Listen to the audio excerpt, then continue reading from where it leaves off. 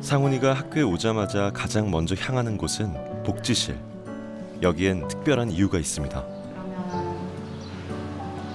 부모님이 못 먹여주시니까 학교에서 대신 좀 먹여주시면 안 되겠냐고 해서 이제 지금 2년째 먹이고 있습니다. 아침마다. 상훈이의 쌍둥이 형 상준이도 날마다 약을 먹어야 한다는데요. 상준이와 상훈이에게는 어떤 사연이 있는 걸까요?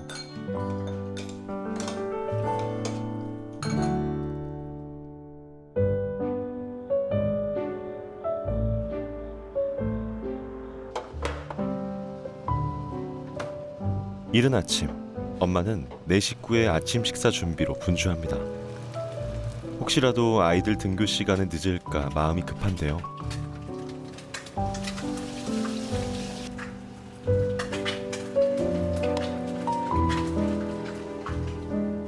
올해 11살이 된 쌍둥이 형제 상준이와 상훈이. 또래 남자 아이들이 있는 여느 집과는 달리 조용하다 못해 고요한 식사 시간입니다.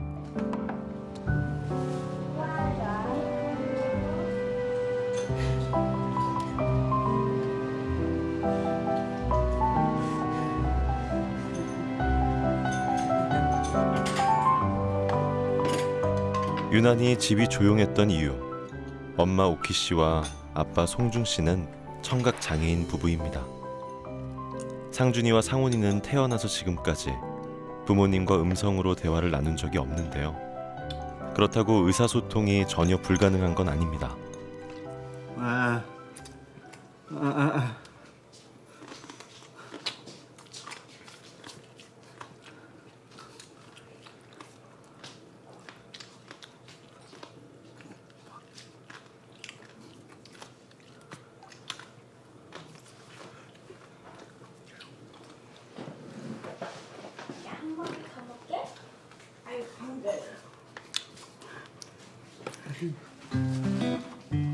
말은 안 통해도 자식을 위하고 사랑하는 마음은 여느 부모와 다르지 않습니다.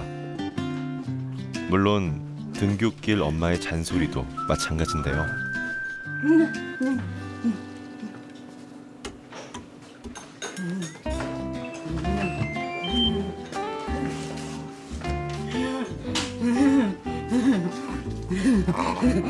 소리가 들리지 않는 청각 장애인들에게는 보청견이라고 불리는 안내견이 소중한 귀가 되어 생활을 돕는데요.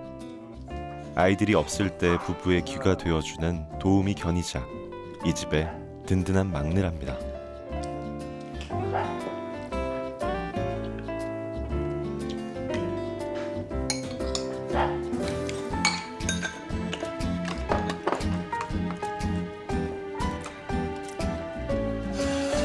엄마 아빠 모두 청각 장애인인 가정에서 소리를 듣고 말할 수 있는 쌍둥이는 부부와 세상을 이어주는 유일한 통로이기도 한데요. 남들과는 조금 다른 가정 환경, 부모와 대화를 하지 못하는 게 어린 상훈이 입장에서는 답답하거나 불편하지 않을까요? 안 불편해요. 수화로 하니까요. 이제 수아는 어떻게 해? 수화요? 교회 목사님 있거든요. 그 옆에서 예배 드릴 때 그 수화 하거든요. 그거 보고 배웠어요. 말을 못하는 엄마 아빠를 위해 혼자서 수어를 배웠다는 상훈이. 엄마는 그런 아들이 기특하고 대견합니다.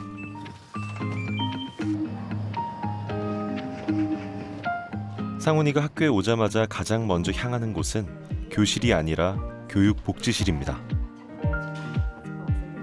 교육복지사 선생님이 지켜보는 가운데 매일 아침 약을 먹고 있다는 상훈이. 상훈이가 오늘 일찍 와서 약도 일찍 먹고 간식도 먹고 교실 일찍 들어가니 선생님 마음이 든든하고 기분 좋네. 오늘은 일어날 때 힘들지 않았어?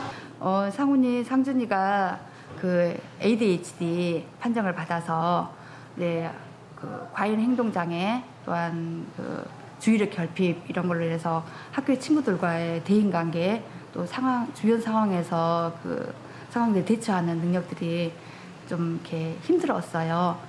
수화통역사 선생님과 그 정신건강의학과 의사 선생님께서 저한테 요청을 했어요. 좀 부모님이 못 먹여주시니까 학교에서 대신 좀 먹여주시면 안 되겠냐고 해서 이제 지금 2년째 먹이고 있습니다. 아침마다. ADHD 증후군인 주의력 결핍 과잉 행동 장애를 진단받은 상훈이와 상준이. 평소에 약을 먹지 않으면 행동이 과격해지고 집중력이 떨어져서 학교 생활이 어려울 정도라고 하는데요. 수업 집중하게 해준 다음에 그러고 화 안 내게 도와주는 역이에요. 그럼 애가 먹는 척하면서 김치냉장고 아래에다가 약을 버린 적 있어서 엄마가 그거 보고 학교에서 전화해가지고 여기서 먹으래요. 이제 겨우 11살. 다른 친구들처럼 부모에게 떼를 쓰거나 투정 한번 부릴 수 없었던 상준이와 상훈이는 그 답답함을 혼자 마음속으로 사겨왔는지도 모릅니다.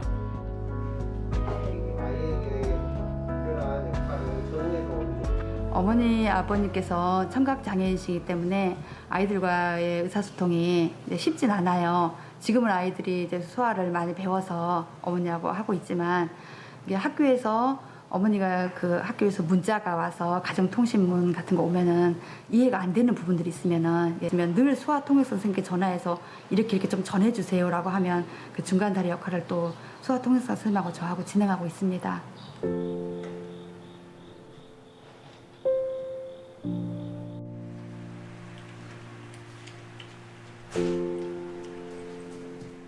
아이들이 학교에 가고 나면 정막이 흐르는 집안. 몇 년 전까지만 해도 자동차 공업사에서 도장공으로 일했던 아빠는 사고로 어깨를 다치는 바람에 오랫동안 다니던 직장을 관둬야만 했습니다.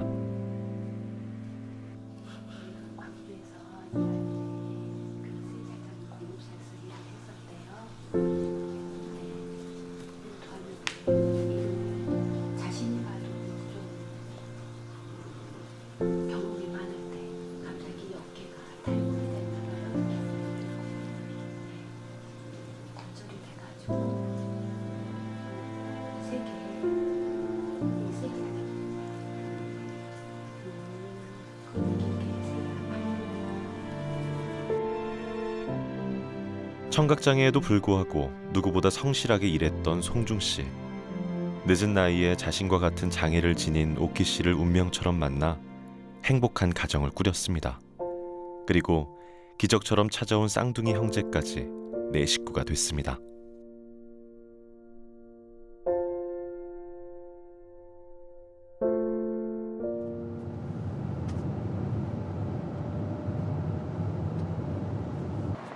그날 오후, 오랜만에 외출에 나선 부부.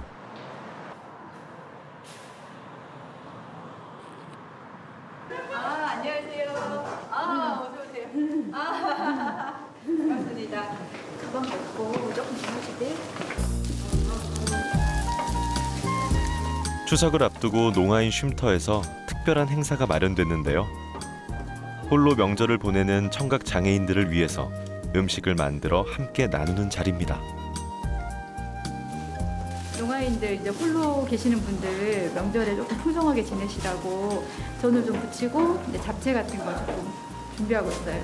뭐 점심 때 좀 나눔 행사도 갖고 선물도 좀 나누고 그러려고. 그러니까 추석에 좀 외롭지 않으려고 저희들이 좀 여성들이 좀 자원봉사하고 계십니다. 그동안 코로나로 인해서 자주 모일 수 없었던 터라 이렇게 서로 얼굴을 볼 수 있는 시간이 더욱 소중하게 느껴진다는데요. 오키 씨도 오랜만에 솜씨 발휘에 나섰습니다.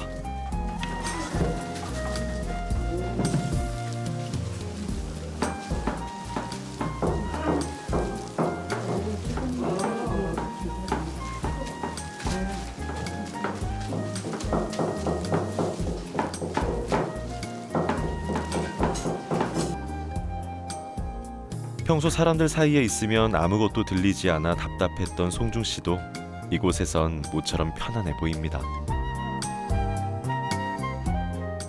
저희 농아인들한테 가장 급한 문제는 이게 직업의 문제일 것 같아요. 그래서 일자리가 딱히 없고 이제 그것이 의사소통이 안 되기 때문에 구직을 하더라도 오래 못 이렇게 견디시는 성향이 좀 있으시더라고요. 그래서 그런 부분들이 가장 저희들한테는 좀 필요하다. 네.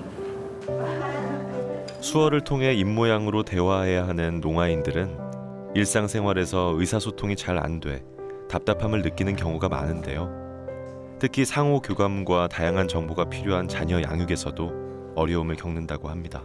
엄마가 아이들한테 뭔가를 잘 전달하지 못했기 때문에 결핍 현상일 것 같아요. 그래서 좀 더 안타까운 집인 것 같아요. 다른 농아인들에 비해서도 조금 더 심한 것 같아요. 그리고 아버님도 다치셔서 일을 못 하시다 보니까 이제 아이들하고 있는 시간이지만 아까도 물어보니까 아이들 학년이라든지 학교 공부가 어느 정도 나가는지를 잘 모르시더라고요. 그래서 이제 그런 것들을 남한테 의존하지 않고 스스로 할 수 있도록 좀 꾸준한 옆에서 좀 도움이 필요할 것 같아요.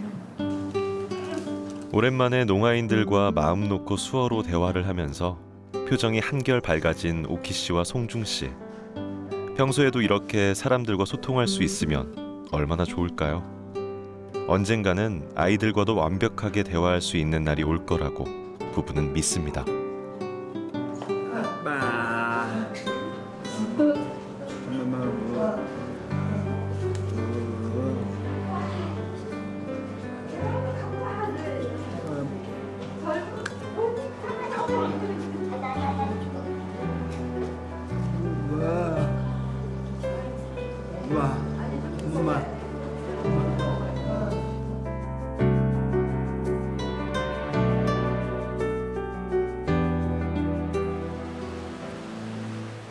아빠는 요즘 광주보다 고향인 화순에서 지내는 시간이 더 많습니다.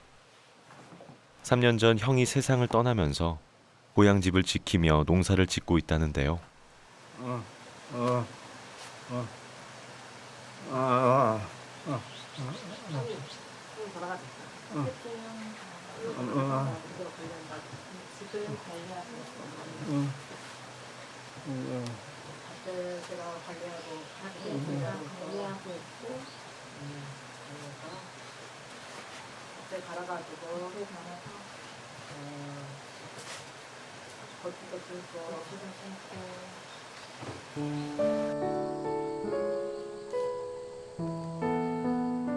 어깨를 다쳐 더 이상 일을 할 수 없게 된 아빠는 농사일로 생계를 유지하고 있는데요. 텃밭 수준이라 겨우 반찬거리나 자급자족하는 정도죠. 그래도 내 식구 생활비에 조금이나마 보탬이 되고자 최선을 다하는 아빠입니다.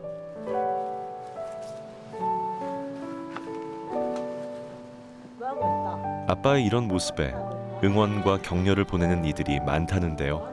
오랜만에 제가 화순에 와서 이정준이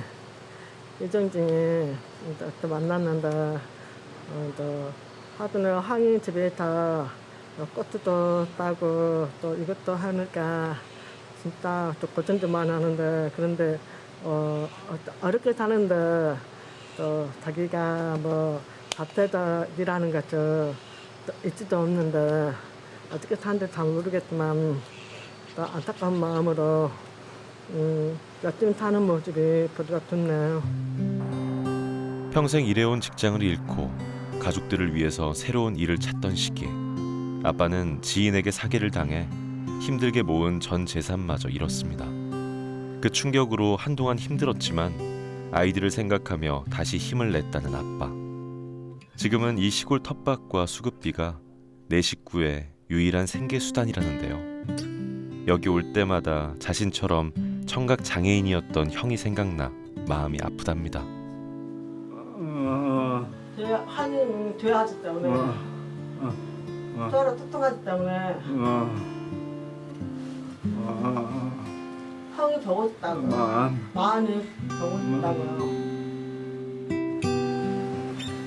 아이들이 자라서 성인이 되면 답답한 도시를 떠나서 오키 씨와 고향에 내려와 살고 싶다는 아빠.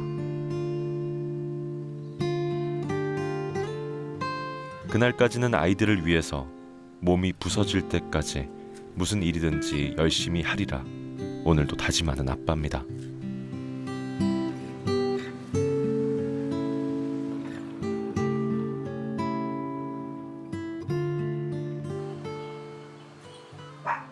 부부에게는 조용한 세상이 익숙하지만 늘 적막한 집안에서 혼자 시간을 보내는 아이들을 생각하면 그저 미안한 마음뿐이라는데요.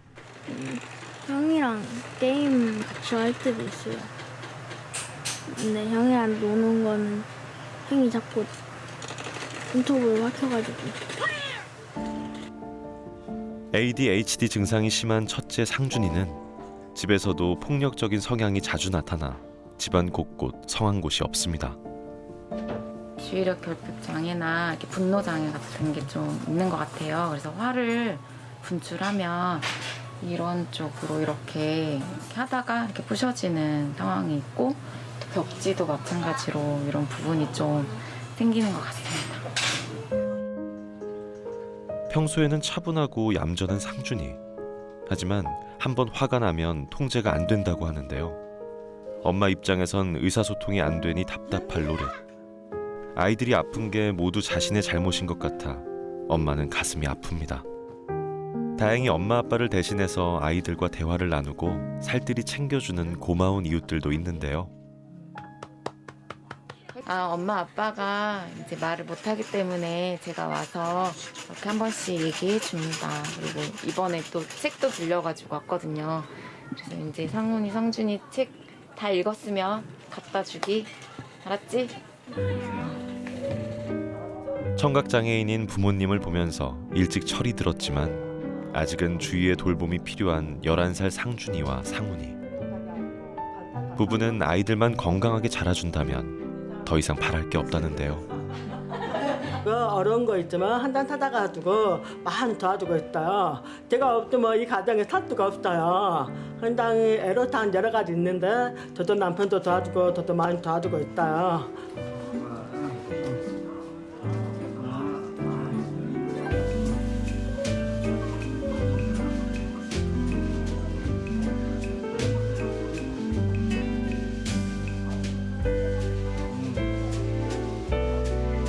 쌍둥이 형제를 키우며 하루하루를 열심히 살아가는 청각장애인 부부.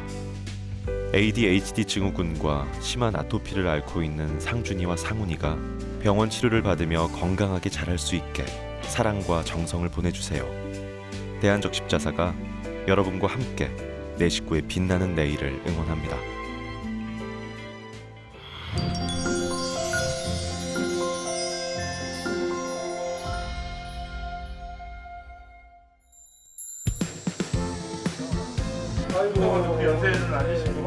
민족 대명절 추석을 맞아 대한적십자사 광주 전남지사에서 광주에 거주하는 이산가족 어르신 댁을 방문했습니다. 한경부터 무상군, 철사 무상. 그냥 막 밀려. 최영금 어르신은 함경북도 무산에서 가족들과 떨어져 홀로 피남아 현재 광주에 정착해 계신데요. 이런 백지장 하나 없었어도 내가 어떻게 강하게 살았는지. 그러니까 이번 방문은 고령의 상봉 경험이 없는 이산 가족을 대상으로 가족과 고향에 대한 그리움을 위로하고자 마련됐습니다. 명절이면 항상 저희가 그 고향을 가거나 가족들을 만나잖아요. 근데 정말 지금 뭐 한 70여 년이 넘어서도 못 만나는 분들이 있습니다. 그게 이제 남과 북 이렇게 떨어져 있는 이산 가족이거든요. 그래서 오늘 광주에 우리 고령의 이산 가족이 있다고 해서 1호차 저희가 방문을 했습니다. 대한적십자사에서는 남북 이산 가족 교류를 대비해서 유전자 검사 사업, 영상 편지 제작, 옛날 사진 복원 작업 등 남북 이산 가족의 인도적 문제를 해결하기 위한 다양한 사업을 추진해 오고 있는데요. 또 이산 가족 상봉할 때 만나야 돼. 예, 그래야지. 어르신께 안부를 묻고 이산의 아픔을 위로하며 건강과 안녕을 기원하는 말도 잊지 않았습니다. 모두 다 여러분들 건강하시고요. 명절도 잘 보내시고 건강하십시오. 감사합니다. 감사합니다. 감사합니다. 지난 8일 정부가 이산 가족 문제 해결을 위한 남북 회담 개최를 공식 제의한 가운데 이산 가족 상봉을 신청했지만 가족을 만나지 못하고 끝내 눈을 감은 사람이 올해에만 2,500명을 넘었습니다. 그 이산 가족 신청하신 분들 중에 생존하신 분들이 작년만 한 5만 명이었는데 오늘 통계를 보니까 4만 3천 명 정도. 그 중에서 한 3만 명 가까이가 80대 이상 고령화되어 있습니다. 그래서 남북관계가 빨리 좋아져서 정말 이분들이 상봉할 수 있는 그런 기회가 왔으면 좋겠습니다. 만약에 직접 대면 상봉이 안 되더라도 저희가 화상 상봉장이 있거든요. 화상을 통해서라도 빨리 그 가족들끼리 만나서 이렇게 명절을 보냈으면 하거든요. 그게 바람입니다. 2018년 이후 중단된 이산가족 상봉 행사. 단 한 번이라도 고향에 있는 가족들을 볼 수 있다면 죽어도 여한이 없다는 어르신. 이제 얼마 남지 않은 시간. 그날이 하루빨리 오길 손꼽아 기다립니다.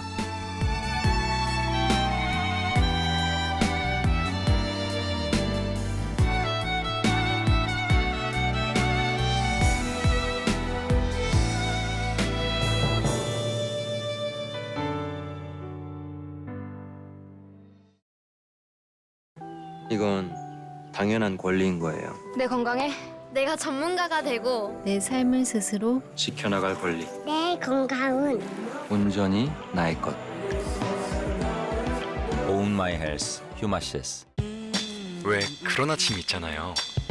나 오늘 좀 괜찮은데? 하는 그게 매일이 되는 거예요. 좋은 잠이 쌓이면 보검씨 갈게요. 좋은 잠이 쌓인다. 에이스 침대.